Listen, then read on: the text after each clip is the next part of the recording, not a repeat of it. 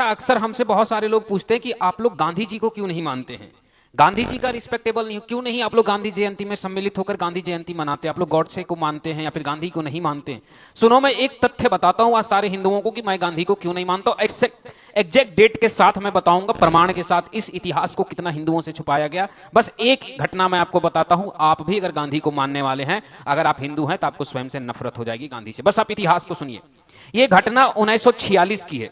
1946 1946 आजादी से एक साल पहले दिल्ली में एक मंदिर था, वाल्मीकि मंदिर। गांधी जी उस मंदिर में अचानक कुछ सहायकों के साथ पहुंचते हैं और पहुंचने के बाद हिंदुओं के भीड़ में सबसे आगे जाकर के बैठते और अचानक अपनी थैली से कुरान निकाल करके कुरान और नमाज पढ़ने लगते हैं। और जब कुरान और नमाज पढ़ने लगते हैं तो वहां पे बैठे हुए एक हिंदू महिला को बुरा लगता है और वह लाकर के गांधी जी से विरोध करती है कि गांधी जी, आप ये कुरान हिंदू मंदिर में नहीं पढ़ सकते। तो गांधी जी उस महिला से बहस करने लगते हैं और गांधी जी ने कई अभद्र भाषाएं उस महिला को बोले। वो जो गांधी जी महिला सम्मान की बात करते थे, एक हिंदू महिला देख करके भी सम्मान उनकी खो गई और उनके साथ बहस करने लगे।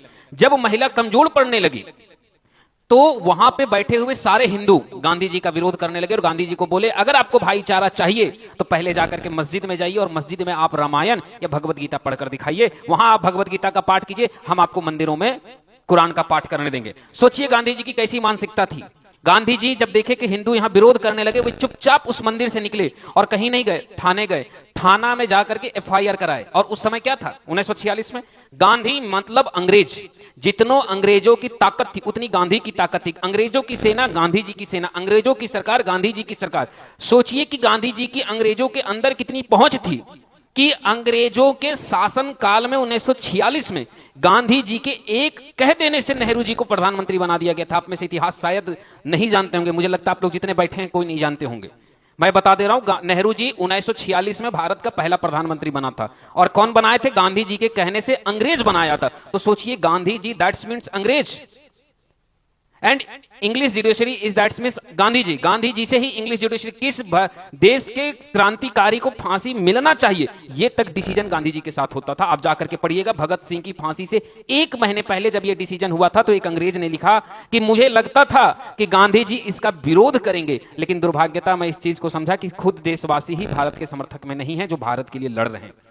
उसके बाद पुलिस के साथ जब एफआईआर करवाया गया तो वहां पे अंग्रेजों की उस जमाने की पुलिस फोर्स आई और हिंदुओं को दौड़ा दौड़ा कर लाठी मारा गया था वाल्मीकि मंदिर के अंदर। और मारने के बाद जो हिंदू भाग पाए सो भाग गए, और जो ना भाग पाए उसमें से 107 हिंदुओं को गांधी जी के द्वारा पुलिसों ने गिरफ्तार किया और थाने में ले जाकर के उन्हें मारा गया। उनकी कई संपत्तियों को जब्त किया गया, उन पर कई गंभीर धाराएं लगाई गई। और साथ ही साथ दुर्भाग्यता ये बात है कि वे लोग 1947 के आजादी के बाद भी जेल में पड़े रहे, क्योंकि गांधी जी का इच्छा नहीं था उन्हें छोड़ा जाए। और सबसे बड़ी बात है कि उन 107 हिंदुओं के घर परिवार और सब कुछ पेपर में डाल करके गांधी जी ने सार्वजनिक करवा दिया था कि इसे कट्टरपंथी भी देख ले। उसके बाद देश में सारे हिंदू जब इस बात को जान गए तो गांधी जी का विरोध में कितने हिंदू उतरने लगे। तब गांधी जी ने एक नया नारा दिया, हे राम, मैं राम भक्त हूं। आप जाकर के पढ़िए, जहां पे मंदिर टूटा गांधी जी साथ दिए। पाकिस्तान में सरेआम हिंदू संतों का अब्दुल और रहीम कई जगहों पे हत्या किया गया। गांधी जी ने खड़ा होकर के सबके सामने कहा कि ये गारंटी है कि मैं इसका साथ देता हूं, इसको राइट है इसकी हत्या करने का। गांधी जी हमेशा साथ दिए। फिर अचानक ऐसा कैसे मन बदल गया कि 1946 के बाद वो कहने लगे कि राम के चलते ही देश चल रहा है, राम से मैं हूं, मुझसे राम नहीं, मैं राम का हूं, मैं हे राम ही मेरे राज्य। अब आप कल्पना कीजिए कि जिसने जीवन में राम के बजाय कुरान पढ़ी, जिसने राम के हर दोहे को बदल दिया, रघुपति राघव राजा राम पतित पावन सीता राम को बदल दिया, ईश्वर अल्लाह तेरो नाम सबको सम्मति दे भगवान, ऐसे ऐसे दोहे कर दिए गए, प्रार्थनाएं बदल करके इस्लामीकरण कर दी गई। क्या उस व्यक्ति के मन में, गांधी जी के मन में राम बैठ सकते थे? फिर भी गांधी जी 1946 के बाद राम राम का नाम जटे। तो आप समझ लीजिए कि वो किस प्रकार से हिंदुओं के समर्थक थे। उसके बाद यही नहीं, गांधी जी ने हिंदू आदियों को तो मंदिर में तो इतना किए सो किए। उसके बाद जब देश आजाद हुआ तो भारत पाकिस्तान का बंटवारा हुआ तो गांधी जी ने कहा था कि पाकिस्तान से आने वाले हिंदुओं को यहां नहीं आने चाहिए। अगर उनकी मां बहन बेटियों के साथ बलात्कार हो, चाहे जो भी हो, उन्हें पाकिस्तान में ही रहना चाहिए। यानी जो हिंदुओं को ने वोटिंग नहीं किया, सत्ता में गांधी नेहरू, उसके बाद वोटिंग किया मुसलमानों ने और देश बांट करके दे दिए। सोच करके देखिए कि हैदराबाद और पश्चिम बंगाल दो जगह पर दंगा हुआ। पश्चिम बंगाल में दंगा मुसलमानों ने शुरू किया, हैदराबाद में दंगा मुसलमान शुरू किए।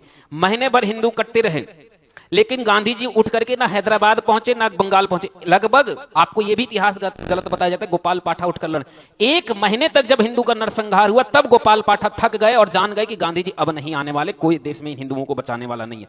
तब गोपाल पाठा युद्ध के लिए तैयार हुआ और जैसे ही उन्होंने कुछ दिन मात्र मुसलमानों का प्रतिकार किए, गांधी जी सीधे हैदराबाद छोड़ करके बंगाल पहुंचे और बंगाल में गोपाल पाठा को हथियार धरने के लिए विवश करने लगे। सोच कर देखिए 10,000 हिंदू महिलाओं का बलात्कार 1947 में आजादी के बाद हैदराबाद में हुआ।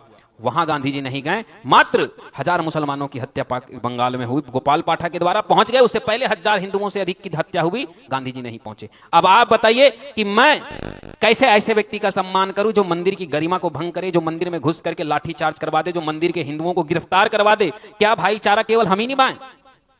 क्या हम उस व्यक्ति का सम्मान करते जो पाकिस्तान में आर्य समाज के संतों के निर्मम हत्या को सही बताता हो और संतों की हत्या को जायज ठहराता हो?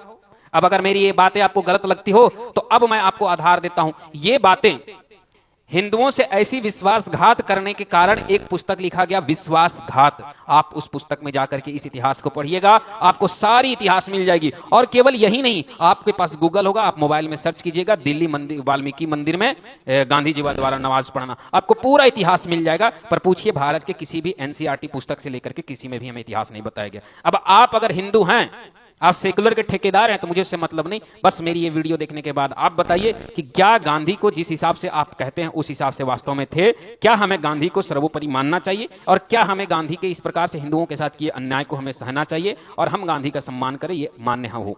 और दूसरी बात, संविधान में जब ओवैसी कहता है कि हम भारत माता की जय और वंदे मातरम नहीं बोलेंगे, संविधान इसके लिए हमें बाध्य नहीं कर सकता, तो हम भी गांधी को राष्ट्रपिता नहीं माने या माने और गांधी जी की जयंती मनाए या नहीं मनाए, इसके लिए हमें संविधान या सुप्रीम कोर्ट बाध्य नहीं कर सकता। या मेरी मर्जी है, हम 2 अक्टूबर को शास्त्री जी की जयंती मनाते हैं और मनाएंगे और हमेशा मनाएंगे। हम इस दिन, इस बार दशहरा में रावण जलाएं और हो सकता है अगली बार 2 अक्टूबर को फिर रावण जलाएं और हो सकता है हम हर साल जलाएं। ये हमारी स्वेच्छा है, हमारी इच्छा है। आप या कोई भी इस पर प्रतिरोध नहीं कर सकते हैं, आपका प्रतिकार करने का भी अधिकार नहीं है। और अगर आप हमसे बहस करना चाहते हैं तो आप सीधा बहस कीजिए, इस प्रकार से आप हिंदुओं को टारगेट मत कीजिए। मैंने तथ्य के साथ बात की है। जय श्रीमन नारायण, राधे श्याम। यह वीडियो हर हिंदू, जिस हिंदू के पास पहुंच रहा है, इसे 10 हिंदू तक शेयर कीजिए, अपने भाई बहन ग्रुप में शेयर कीजिए। ऐसे ऐसे क्वेश्चन यूपीएससी में भी कल को आ गया तो आपके लिए काम देगा। और ये वीडियो इतने हिंदुओं तक पहुंचाइए कि जिन हिंदुओं को सेक्युलरिज्म का यहाँ चश्मा बांध करके आज गांधी को राष्ट्रपिता मानते हैं, उन्हें भी यह पता चले कि कितने बड़े राष्ट्रपिता थे। जय श्रीमन नारायण, राधे।